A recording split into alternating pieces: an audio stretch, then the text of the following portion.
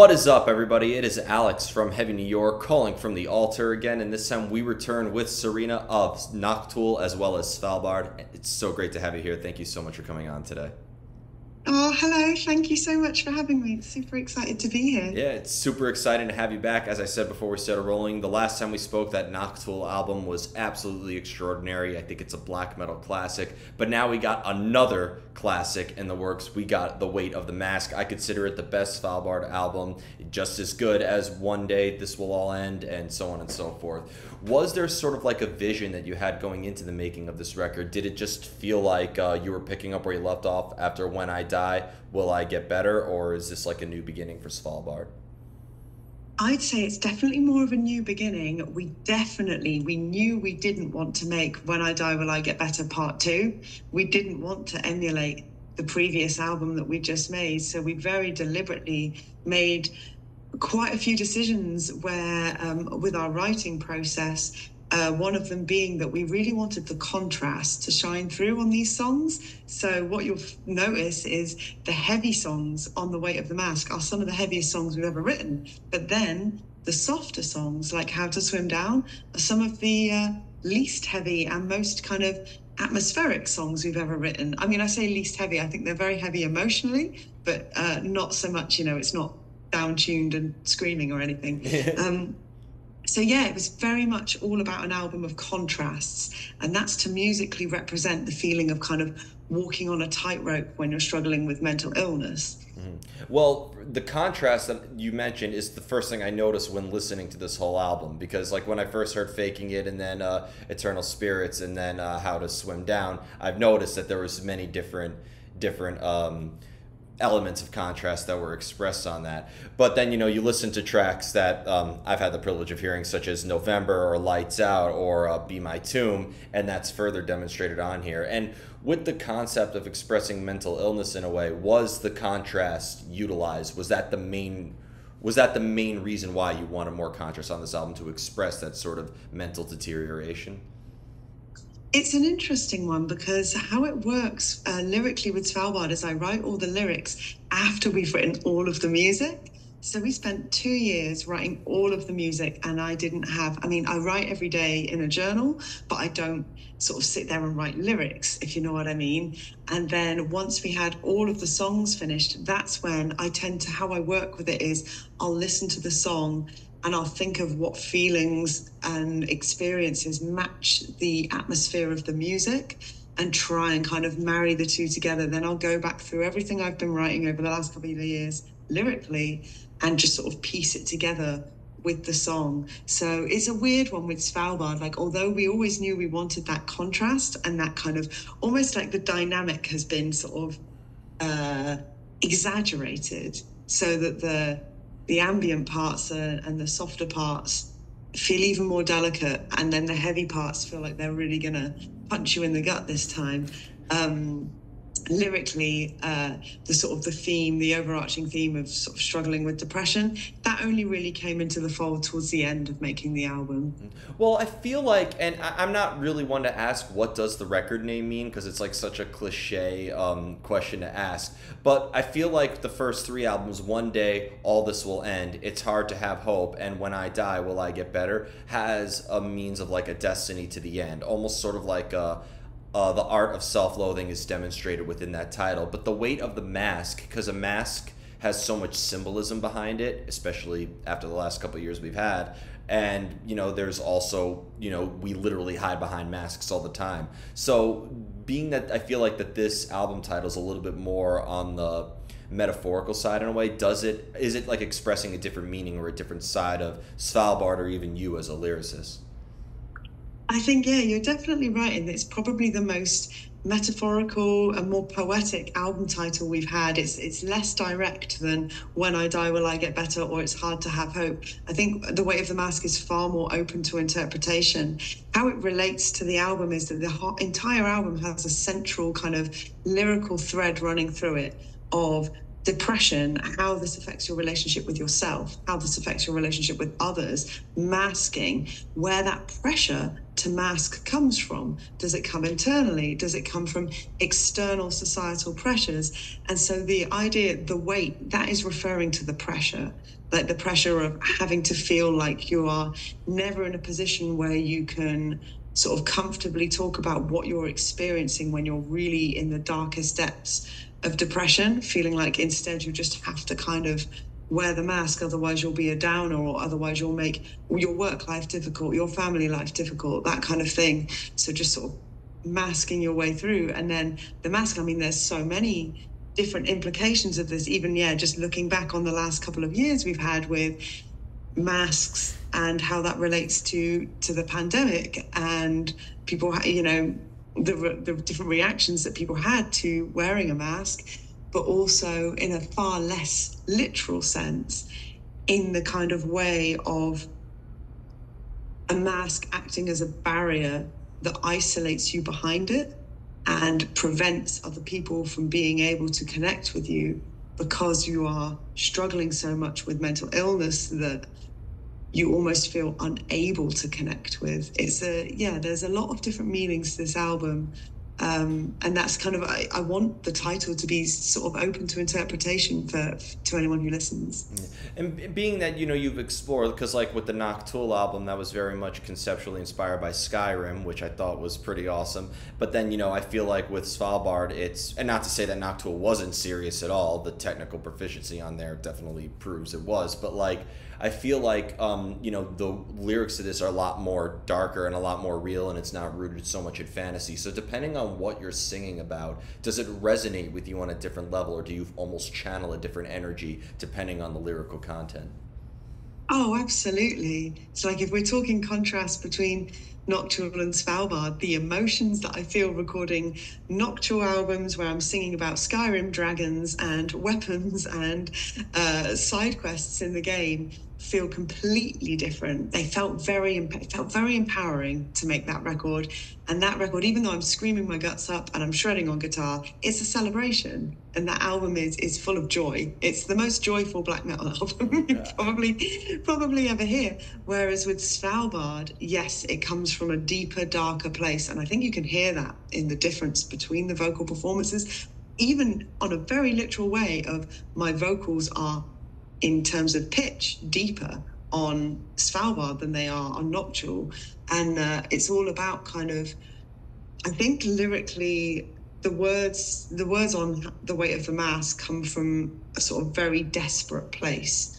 And I want the screams to really channel that frustration that you feel when you're fighting with yourself and when you're fighting against your own depression, when you're feeling isolated, but you also simultaneously can't reach out. And lyrically, that's sort of impacts the delivery of how you scream. I never want my vocals to be, you've got some metal bands where the vocals are almost percussive and they are sort of very almost monotone, and they add their layer, but they don't really add that much emotion. And I never want to be like that. I want to be the opposite. I want it to be that each scream is kind of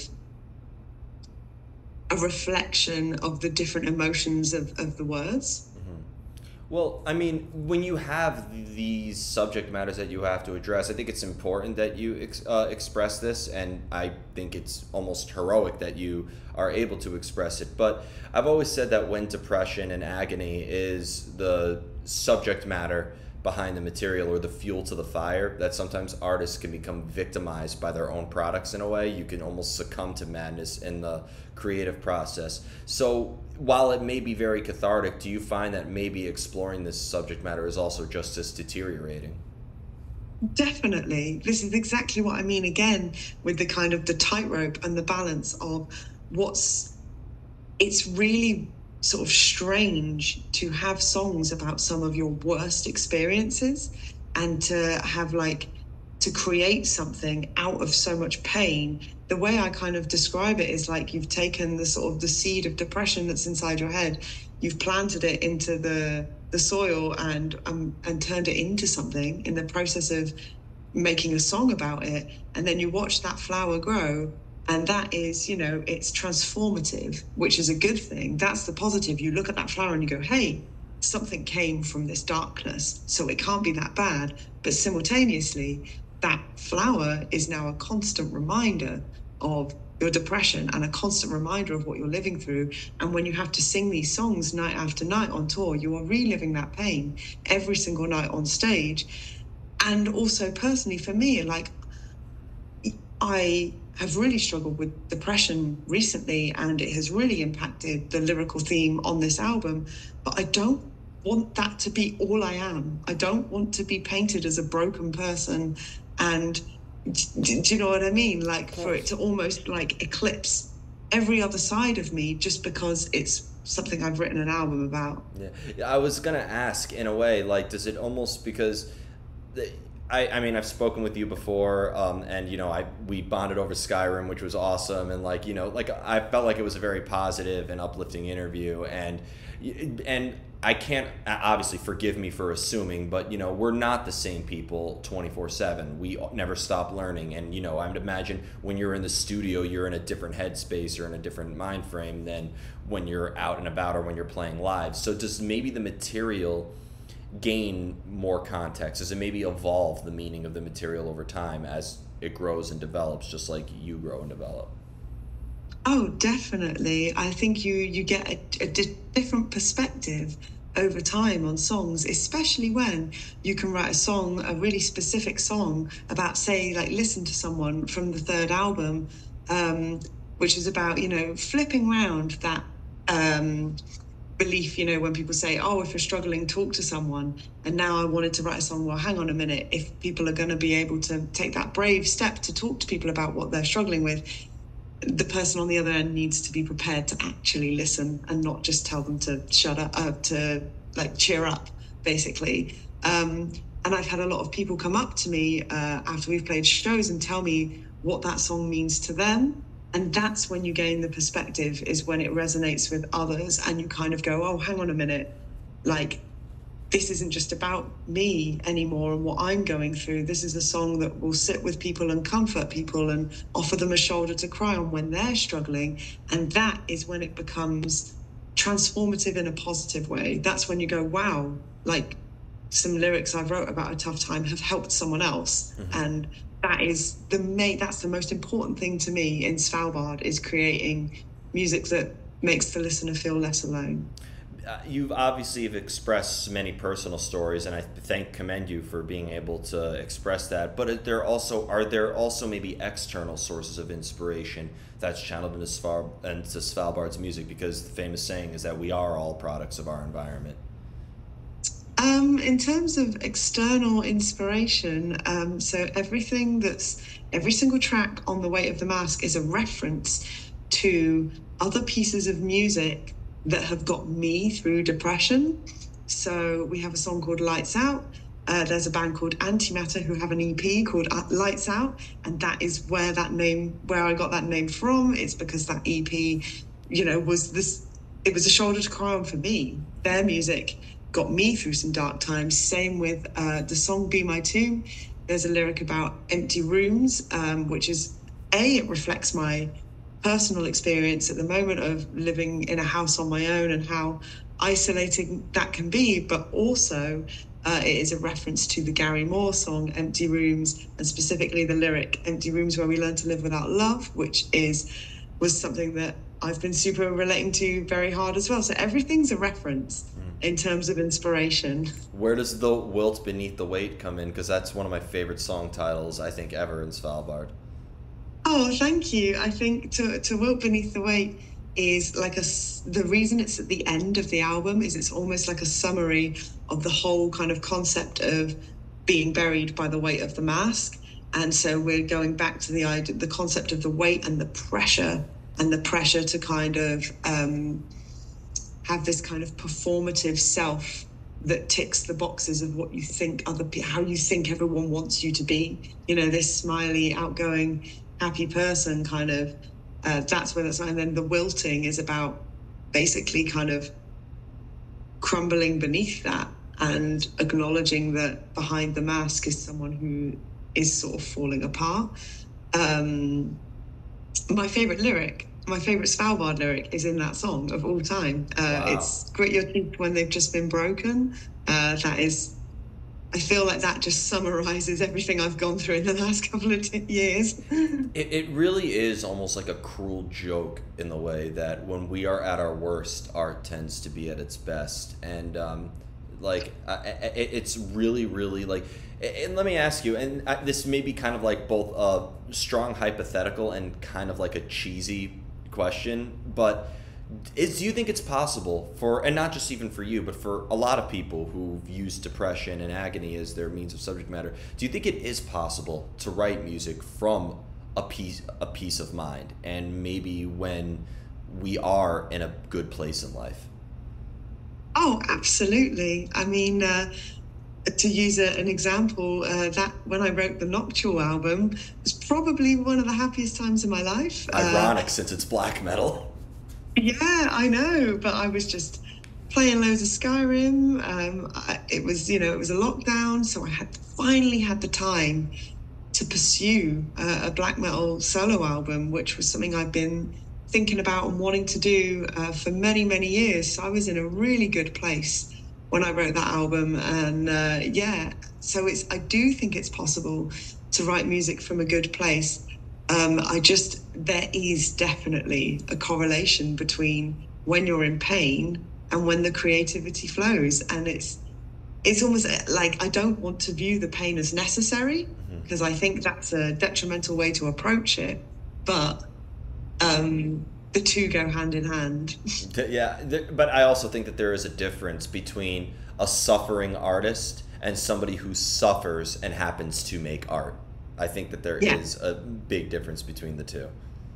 Oh, definitely. Yeah, absolutely. And like, I never want Svalbard to come across as wallowing. And that's what I mean by kind of not wanting to be sort of portrayed as like a broken artist or a kind of someone who suffers for their art. It just so happens that I was in a bad place when we made this album. And I always want to be honest in my music. I'm never going to write an album with positive mental attitude lyrics if I'm not in that place. So it just so happens that we made a very depressing album lyrically. But I think one thing that makes Svalbard such a great band is with the collaborations between yourself as well as Liam and Matt coming on board for this album, and Mark's incredible rhythmic contributions. You're all very, very talented individuals, and we are all, we all have our different experiences and our different points of view and our different trials and tribulations. So when it comes to writing music together, do all of you need to be in the same headspace emotionally in a way? Or going back to the contrast you mentioned, can that also be a result of you being in like different worlds in the songwriting? I think what's really interesting is I think we were sort of in very different headspaces when we were creating the music together. The one thing I think that united us was that we were quite nervous about making an album for Nuclear Blast Records, because we've looked up to and admired that record label for so long, and it was such a big deal to us to be releasing an album on them. I think we definitely all internalized that pressure. So if there was any way to describe those rehearsal rooms where we were all sitting there writing the music together, was kind of like a pressure chamber, and we had to get really good at accepting critique from each other. That's one thing I'd say about this album as well. Like we left so much on the cutting room floor. We changed so much. We sort of went over everything very meticulously. It was like sort of putting your own music under a microscope and going, does that need to be there? Does this need to be there? A sort of, very sort of harsh approach to creating music. But then in terms of like where everyone comes from emotionally, like we're all quite different, and sometimes it's nice to walk into the music room and see three little rays of sunshine just happen to be playing their instruments. Right, and but then you hear the riffs and maybe they're not so much a ray of sunshine. Exactly, yeah. But sometimes if you are working on a song for a long period of time, I mean, this is the first Svalbard album we've had in 3 years, like, do you find it, all emotions that we feel, no matter how great they could be or how or how dark they could be, all emotions are very temporary in that regard. So when you work on something for a long period of time, does it make it sort of like more difficult to maintain the emotional spark of the idea? Do you almost feel like maybe you have to hold on to the darkness for an extended period of time just so you could finish the song? I would do anything to get rid of the darkness. Songs like Defiance are about finding internal strength to push back as hard as you can against the depression. What I would say is there's definitely a separation between the emotion of the music and the emotion of the lyrics. So I would actually say that the musical side of Svalbard is actually quite optimistic. If you listen to the melodies, those melodies I write, they represent the sort of undying hope. They represent the fact that the hope always returns. They are quite uplifting melodies. And then the lyrics represent that the darkness also returns and the depression also returns. So it's kind of like a very conflicted band, if you will, in terms of what we represent musically and what we represent lyrically. But when we're writing these songs, I almost separate. So when we're writing the music, I'm just thinking about the music, and kind of, I would never sort of, oh, we've written a really sad song about unrequited love, so I'm gonna hold on to that emotion for as long as possible. Absolutely not. I want that emotion gone. So it's definitely not a case of kind of constantly ripping open the wound. It's more express it, have the song, and then sort of try to move on from it, I guess. I guess maybe the best slogan for Svalbard is sad music for happy people or happy music for miserable people. So definitely. You could achieve both. You could achieve both. So I think the only band I could think of that comes remotely close to that is Nevermore. And that's because of Oral Dane, but you'll never get a talent like that anymore. So no, God, no. Do you believe, like, because when you have to play songs live, especially from different parts of the set list, does it almost kind of put you back in the mindset of who Serena was at that time period? So if you play like a song off of One Day, does it put you in the same headspace of where you were in 2015? Even if you do like a song off the Gone Tomorrow EP, does it put you in who you were in 2013, etc.? Absolutely. It's really weird. Obviously, music has such a kind of nostalgia power to it. Even if you think just as a listener, listening to a song from your teenage years, and it gives you that feeling, doesn't it? Again, that feeling never goes away. And it's only communicable through music. It's the only art form where I know it can really have that transportative power. And definitely when we're playing on stage and we play Disparity, which is obviously from One Day or This Will End, I feel like I'm being transported back to 10 years ago. I still feel, I still relate to those lyrics. So there is, it's that weird tightrope of kind of reliving the pain of something. Something we've had recently where it's actually quite depressing to write a song 4 years ago on your third album about a very specific situation, and then to be in that same situation 4 years later and have to go on stage and scream about it. And you're like, oh my God, I mean this even more now 4 years later, and I'm still going through this. Like that's a pretty crazy feeling, to be honest. That can get quite overwhelming. I bet it does. But I'd imagine too, with your very dedicated fan base, and when you are playing live and you have that intimacy and that, that culture and refinement of a live show, does that maybe make the song have another layer of emotion all on its own too? Definitely. I think a big one for me is when I see people in the crowd shouting the words back, because again, it strikes that chord of resonance, and it makes me feel less alone, because it makes me feel like, oh, this person gets it. They feel it too. And that's really powerful to me. Yeah, and it's very powerful for all of us too. When I first heard, the first time I heard Svalbard was the It's Hard to Have Hope album. That was the album I discovered you all on, and I mean, I was very impressed by the emotional. It was very polished in its sound, but very raw within its emotion. So again, going back to Contrast, I do think Contrast kind of describes every album, not just The Weight of the Mask, so... Yeah, definitely. I know what you mean. Yeah. So before we go, I want to thank you so much for your time today for an amazing part two with the interview. Just with the weight of the mask coming out this October, is there just anything else with Svalbard you would like to promote, or anything with Noctool? Could we maybe be expecting a follow up to Wretched Abyss as well? Anything you'd like to plug? Feel free. Oh, well, I mean, the main thing I just want to say is thank you to anyone who like checks us out, listens to us, watches our videos. Thank you so much to you for your time and your questions and for always like supporting both Svalbard and Nocturnal. I really appreciate it. In Anytime. terms of like stuff to promote, we have a European and UK tour in October, and then hopefully we've got stuff in the pipeline where we're going to be playing some countries that we've not played before. Could the U.S. be in that factor? I mean, nothing is cemented yet, but we are really going to try our best to make lots of new things in terms of touring, hit lots of new areas next year. So fingers crossed, because we would absolutely love to come and play in the States. I'm So. crossing everything I got. I'm crossing everything I got. We need Svalbard in the States. Please make that happen. Yeah. And then in terms of Nocturnal, I am currently working on the second Nocturnal album. It's themed to a different game, and it's slightly different sound.